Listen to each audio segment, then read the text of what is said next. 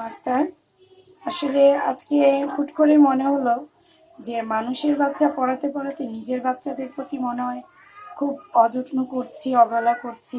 তাদেরকে বিকালে নাস্তা দেওয়ার কথা ভুলেই যাই, বা মনে পড়লে বাড়ি থেকে কিছু একটা এনে দিয়ে খাওয়া মানে খেতে দিই। তো আজকে কেন জানি মনে হলো যে আমার বাচ্চাদের জন্য 15টা মিনিট যদি আমি তাদের পিছনে ব্যয় করি, তাদের নাস্তাটা বানিয়ে দিই, অথবা ঘরের খাবারটা তারা খেয়ে পড়ালেখা করতে পারে। তো যেই চিন্তা সেই কাজ। আমি প্রথমে আপনাদের সাথে কিছুক্ষণ আগে শেয়ার করলাম, গ্রিন চিপস এনেছিলাম, সেটা ভাবলাম। তারপরে বড় মেয়ে বললো যে মা একটু আলু চিপস করো, সাথে আলু চিপস করলাম। 15 মিনিট সময় নিয়েছি, ছোট মেয়েকে কোচিংয়ে ওদের পড়াতে বলেছি, আমি এদিকে 15 মিনিট সময় নিয়েছি। তার মধ্যে আলু কেটে এটা ভাবছি আর ভিডিও করছি, আপনাদের সাথে কথা মানে শেয়ার করছি আর কি। যাই হোক, কিছু মনে করবেন না, কমেন্টস করে জানাবেন কেমন হলো আমার বিকালের নাস্তাটা।